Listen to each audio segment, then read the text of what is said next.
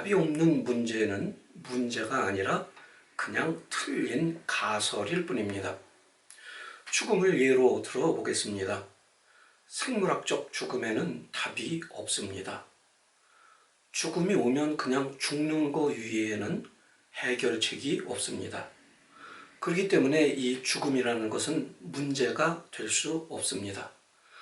이 생물학적 죽음을 문제로 보면 인생이 어려워집니다. 죽음, 답이 없는 문제에 매달리면 시간, 물질, 감정, 아니 그보다 더한 생명 자체를 허비하게 됩니다. 죽음은 해가 뜨고 지는 것과 같은 하나의 사건이지 문제가 될 수가 없습니다. 죽음을 문제로 보는 그 자세가 문제일 뿐입니다. 이런 이유 때문에 어떤 문제가 나타나면 답이 있겠거니 생각하면 됩니다. 하늘이 무너져도 솟아날 구멍이 있다라는 것이 이러한 얘기를 하는 것이겠지요. 영어로는 Every cloud has a silver lining 이렇게 말합니다. 그러므로 문제를 해결하려면 어떤 사건이 이게 정말 문제냐 아니냐를 규명하는 데서부터 시작되어야 합니다. 그 다음 이것이 문제다 하면은 그 문제를 밝혀내면 됩니다. 또 이것이 어떤 문제다라는 것을 밝히고 나면 답은 자연히 따라옵니다. 그러므로 문제를 해결하고자 할 때 제일 먼저 해야 할 일은 무엇이 문제냐 하는 것을 또렷이 밝혀내는 것입니다. 한 환자가 의사에게 말합니다. 의사 양반, 내가 방귀를 자주 껴요. 의사는 말합니다. 방귀는 자연적인 현상입니다. 문제가 되지 않습니다. 환자가 말합니다. 그것은 나도 압니다. 문제는 방귀를 끼면 방귀에서 냄새가 아직 나지 않습니다. 그때 마침 환자가 방귀를 낍니다.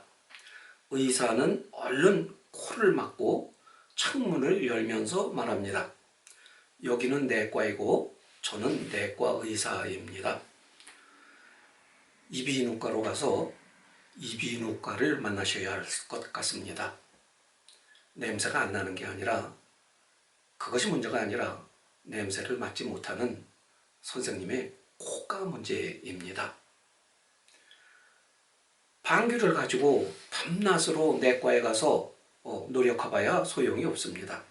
문제는 방귀가 아니라 방귀의 냄새를 맡지 못하는 코에 있었기 때문에 그렇습니다. 우리가 불을 끌 때도 알아야 할 것이 있습니다. 소화기를 사용해서 불을 끌 때 자기로부터 가장 가까운 불부터 끄기 시작하되 불의 아랫부분을 향해서 소화기 호수를 분사해야 합니다. 불이 나오는 근원이 불 아래에 있기 때문입니다.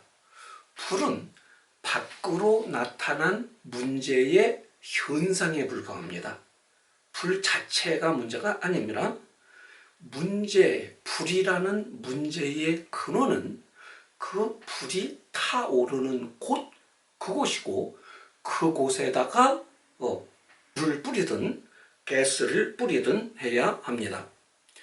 성경에는 이와 유사한 사건에 대한 이야기가 기록되어 있습니다.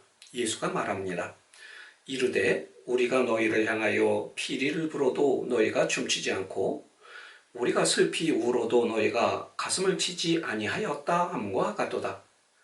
무반응입니다. 이 무반응이 문제처럼 보입니다. 또 요한이 와서 먹지도 않고 마시지도 아니하며 그들이 말하기를 귀신이 들렸다 하더니 인자는 와서 먹고 마시매 말하기를 보라 먹기를 탐하고 포도주를 즐기는 사람이요 세리와 죄인의 친구로다 하니 지혜는 그 행한 일로 인하여 옳다함을 얻느니라. 여기는 판단의 잣대가 이중적인 것이 문제처럼 보입니다. 먹어도 문제다, 안 먹어도 문제다. 그 판단하는 잣대가 무엇인지 그것이 문제처럼 보입니다. 그런데 예수는 이런 것은 문제의 밖으로 나타난 현상이지 실제 문제의 근원은 다른 곳에 있다고 가르치십니다. 그들이 춤추어야 할 때 왜 춤추어야 하는지 그 기쁨을 보지 못하는, 슬피 울며 가슴을 쳐야 할 때 왜 울고 가슴을 쳐야 하는지 그 이유를 보지 못하는 현상의 근원적 문제가 다른 데 있다는 것을 가르칩니다. 마태라는 사람이 기록한 책 마태복음 11장에 이것을 지혜롭고 슬기 있는 자들에게는 숨기시고 어린 아이들에게는 나타내심을 감사하나이다.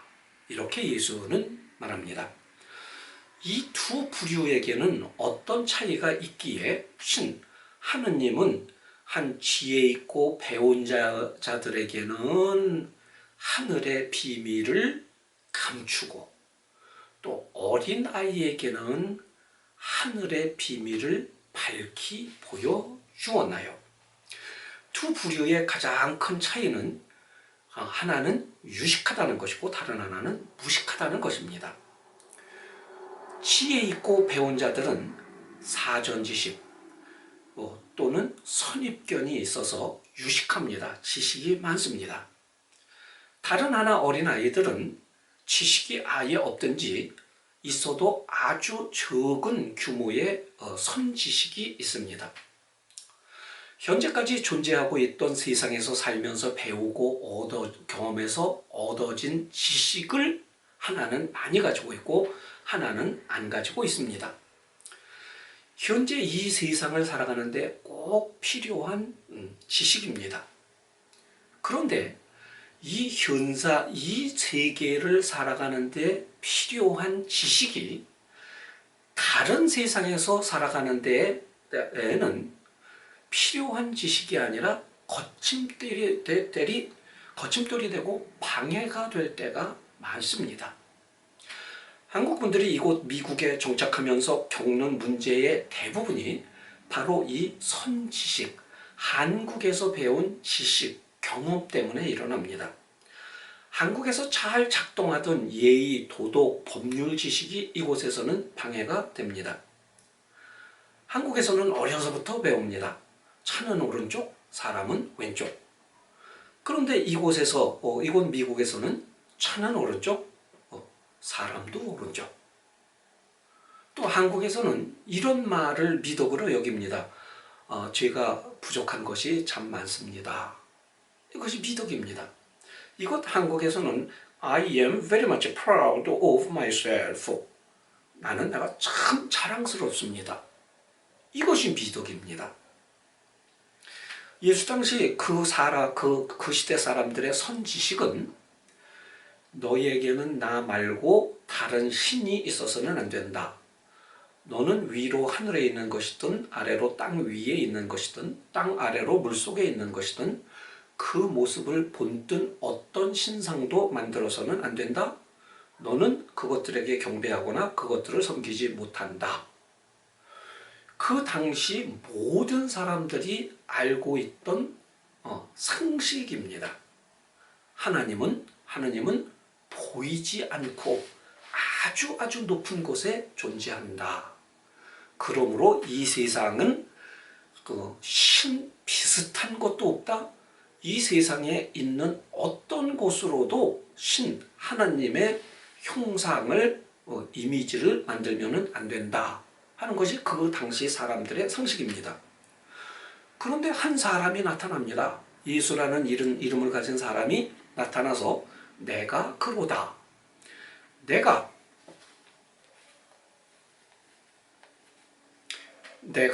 신의 아들, 하나님의 아들이다. 내가 신이다. 덧붙여서 너희도 신이로다 라고까지 말합니다.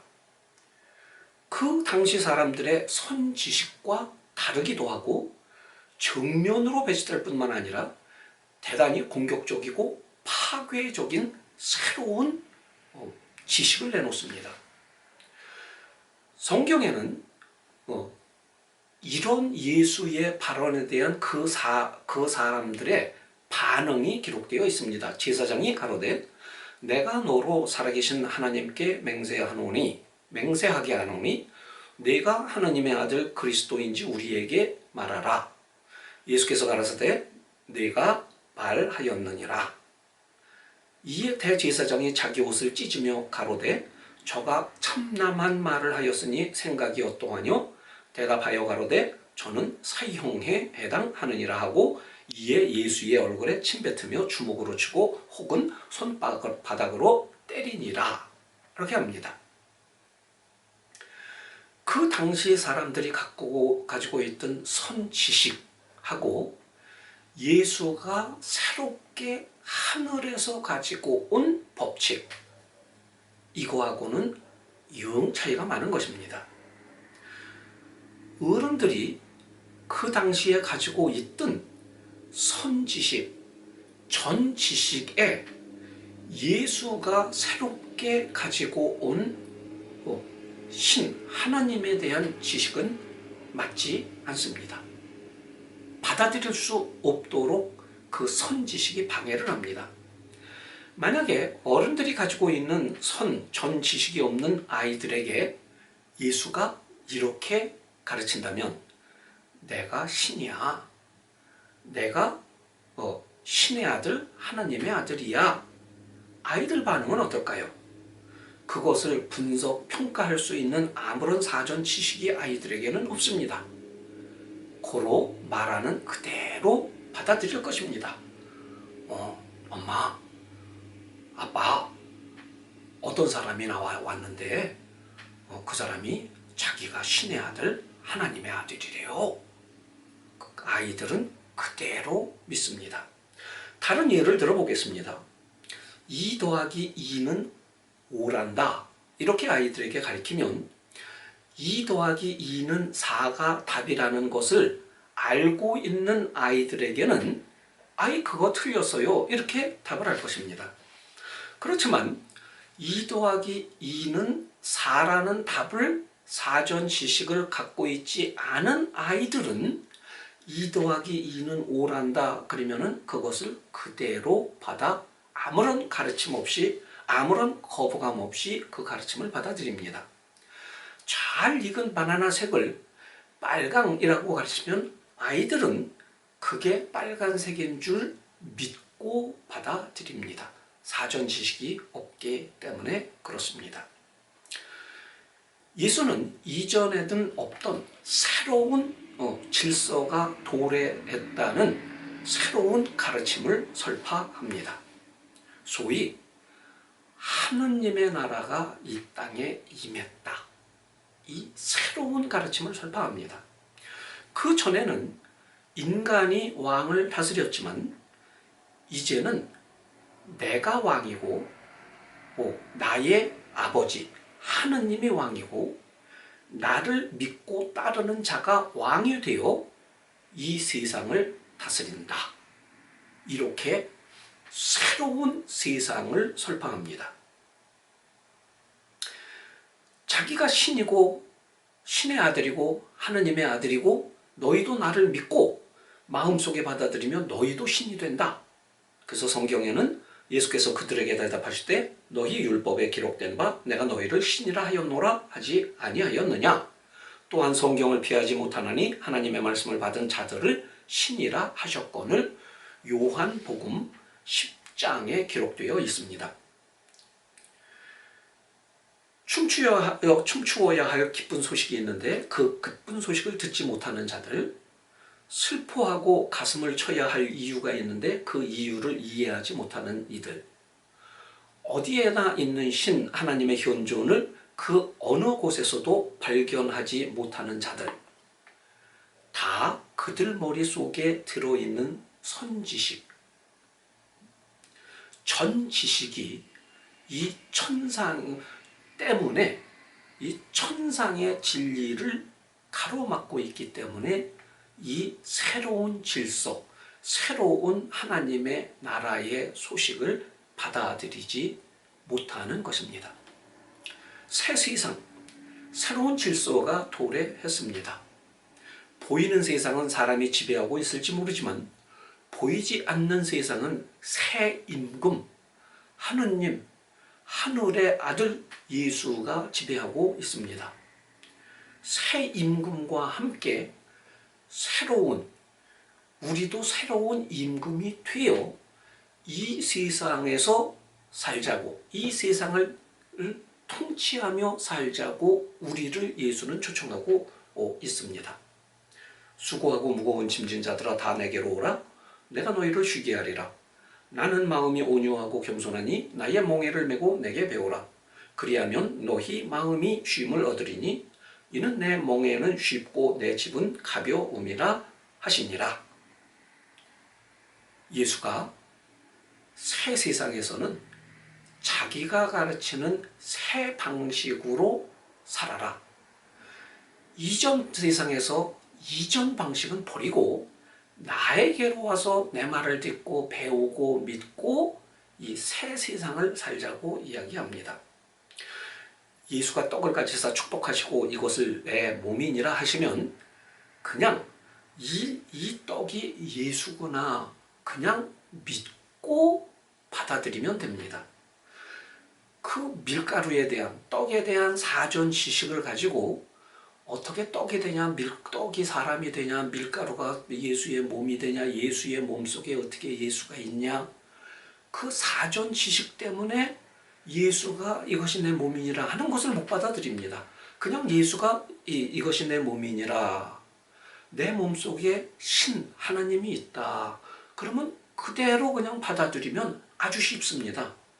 그러면 하느님이 그냥 힘 안 들이고 내 안으로 들어옵니다.